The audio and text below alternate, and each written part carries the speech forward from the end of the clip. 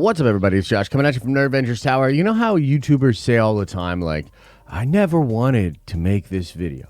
Well, here we are. Obi-Wan Kenobi, the new coming Disney Plus show for Star Wars. The return of Hayden Christensen, Ewan McGreggor to the roles of Obi-Wan Kenobi and Anakin Skywalker, a.k.a. Darth Vader. It's all the rage. It's been a big point of hype and excitement for Star Wars fans, rightfully so. I mean, I think this is in some ways an acknowledgement of the greatness of the prequels and how many prequel fans are just loving Star Wars because of the prequels and are loving what they're seeing for the Kenobi show and a lot of the different interviews and the previews and things of that nature, right? I made a video about a week ago about the leaked ending for the Obi-Wan Kenobi show, coming from Making Star Wars, explaining how the show will end in its last episode, okay? And I ranted in that video. I raged. I was pretty upset. And to be honest with you, it's been a week. I've thought a lot about it, and I'm still really upset by the ending. So what I want to do in this video is I kind of want to start with a hopeful place. I want to talk about just Star Wars and my hope for the show, and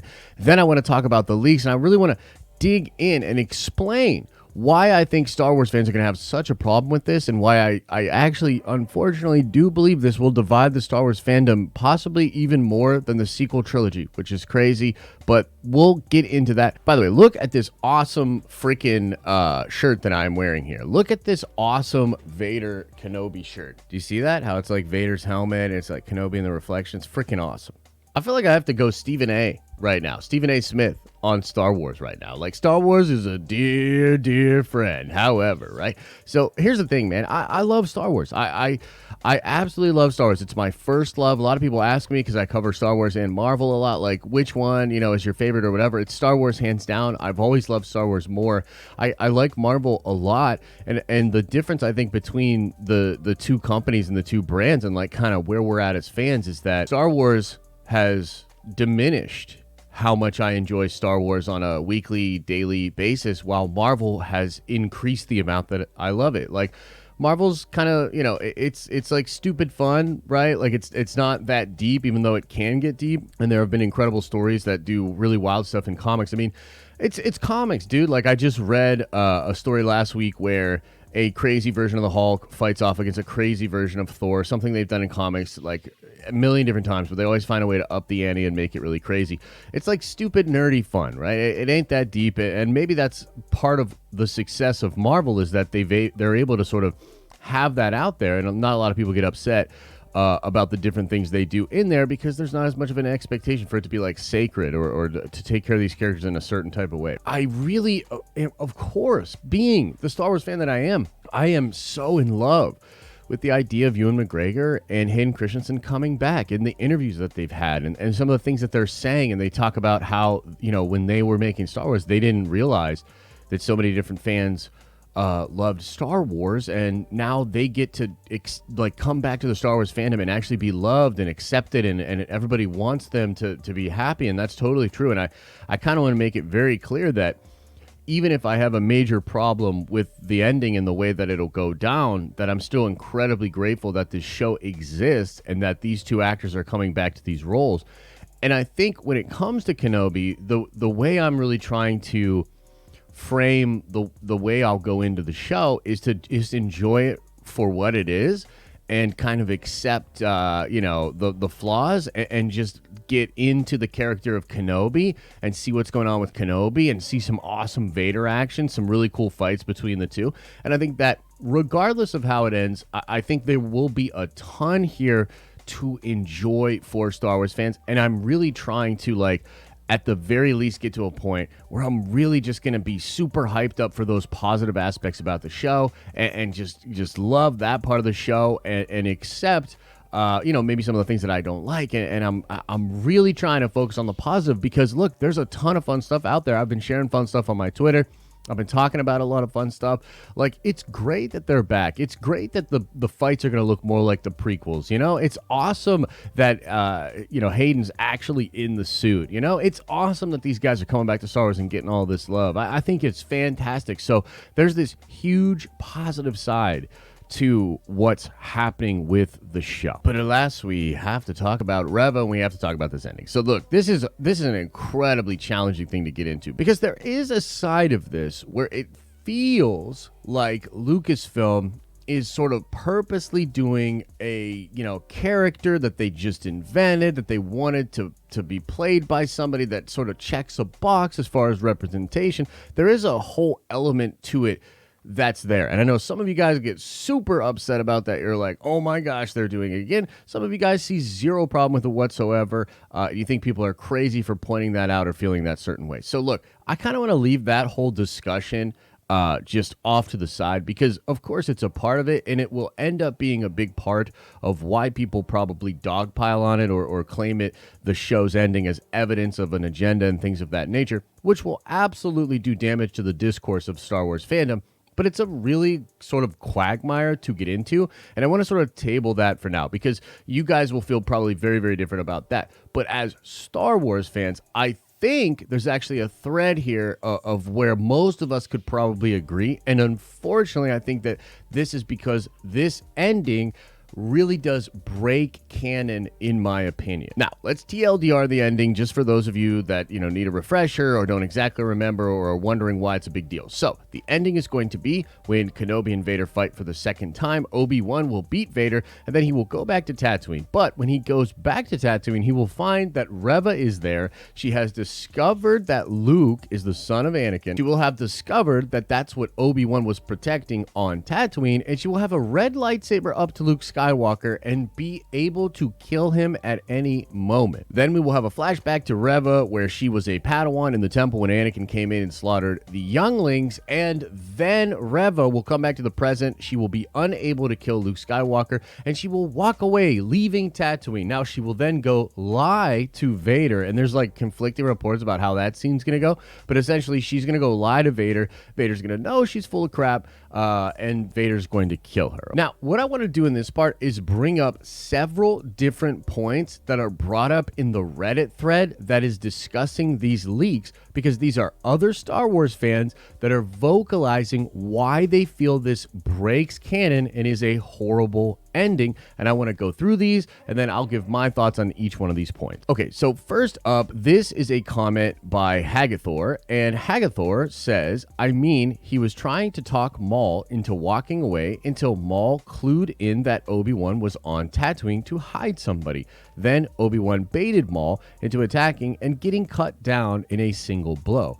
An Inquisitor who straight up knows about Luke, seemingly reformed or not, Obi-Wan letting them walk away is just grossly irresponsible. It just plain goes against his actions in canon just a few more years down the line. And I think that's like a really good point to bring up. It just seems ridiculous that Obi-Wan would allow Reva to leave that planet. Like, it's weird. Like, they can't just give Obi-Wan a moment there where he has to cut her down, because that is what you would do, trying to protect the Luke Skywalker. And then this brings in all sorts of questions as to like, well, why are they doing that? Are they just trying to make Obi-Wan look even further inept? Like, or are they just trying to protect this character of Reva to give her a more noble ending against Darth Vader? I don't know. It's really weird. Regardless, it just doesn't match up to the character we know in A New Hope and that we know from Star Wars Rebels.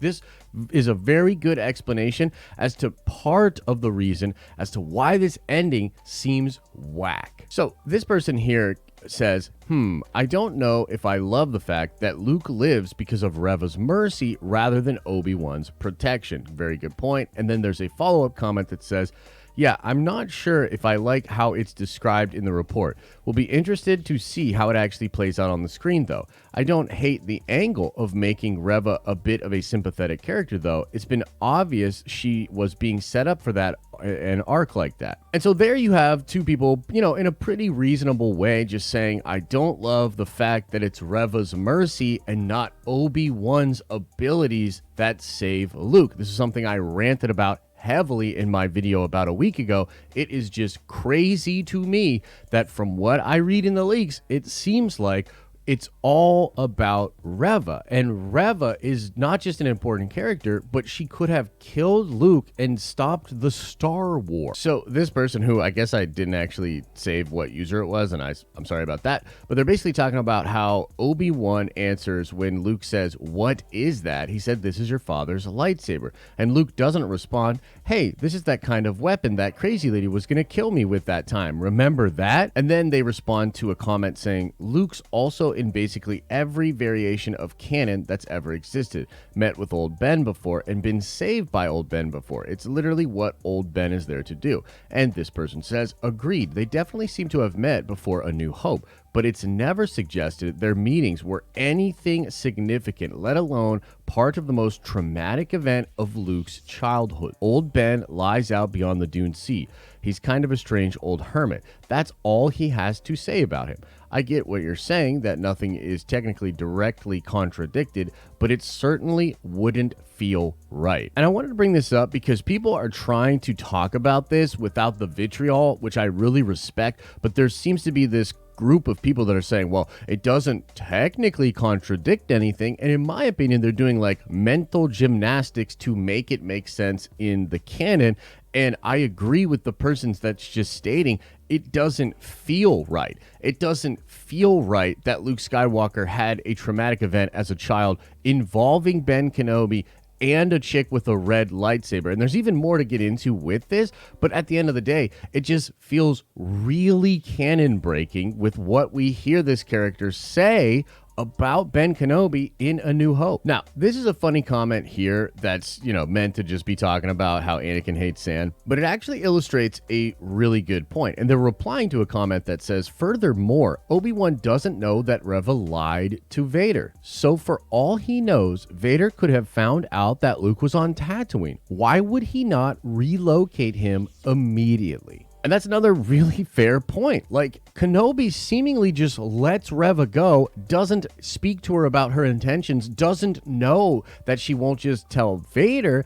And so why would he just stay on Tatooine with Luke? How could he feel safe still on Tatooine with Luke? Do you see how this is really starting to make us do these mental gymnastics to even understand the first Star Wars movie? Here's a really good conversation here. So Scarly-faced Biatch says, "Also, Luke was willing to join the Imperial Academy just to get off Tatooine, but imagine him wanting to do that after experiencing his entire family, including himself, being held hostage by an Imperial agent." And then someone follows up and says, "How does he know she's an Imperial agent, though? Like, it's just someone broke in and waving a weapon around until the homeless drifter shows up to chase her off. Well, I'm assuming she's wearing her Inquisitor uniform, then the Imperial insignia would be on that like any other Inquisitor." And again, no offense to the person that's trying to make all of this make sense, but yeah, that's such a weird thing. Like, oh, how would he know she's Imperial? Like, come on, bro. Like, you really don't think that Luke would see an Inquisitor in Imperial uniform and not realize that that's an Imperial? And then I want to read this one here. This is probably one of the comments that basically set off a lot of the things that we just discussed. And this guy, the Blue Dinosaur, says, "To be honest, I hate it, and I'm severely hoping that it's not true. It creates so many plot holes with A New Hope. Luke's life is supposed to be extremely uneventful, and this is why he wants to go on adventure in the first place. Why would Owen and Beru stay on Tatooine if Luke was almost murdered? How would Luke not know that Obi-Wan is a Jedi? Why would Obi-Wan allow Reva to get so close to Luke if his entire existence is for protecting Luke? Furthermore, Obi-Wan doesn't know that Reva lied to Vader, so for all he knows, Vader could have found out that Luke was on Tatooine. Why would he not relocate him immediately? I'm sorry, I get that people will say wait until it comes out to judge it, but I really can't imagine liking the description any way they do it unless Luke is completely removed from the conflict. I also am concerned that this will split the fandom potentially more than the sequels." And you may be surprised by this, but I'm actually not the Blue Dinosaur. That's not my username, but I pretty much agree with that entire take. And I really do believe that this ending, if true, which at this point I'm hoping against hope that it's not actually true. I think that it is true, but I'm hoping against hope that it's not true. I think this ending will split the Star Wars fandom even further than it is already split. And part of this will come from the fact that some people will say that they didn't just break canon, they invented a character, created a character for at least partially the sake of diversity, which again, some of you think is awesome and great, and some of you think is absolutely horrible. But then they took that character with whatever went into creating her and supplanted her in an integral part of the canon that breaks the lore. And that will absolutely cause Star Wars fans to lose their minds. Because at the end of the day, the narrative out there will be, here's Lucasfilm again destroying the canon that George Lucas created, something even more sacred than some of the stuff they destroyed in the sequel trilogy. And I think for many fans, this will be something like a last straw. Again, I'm going to try to focus on the things that I really like about the show.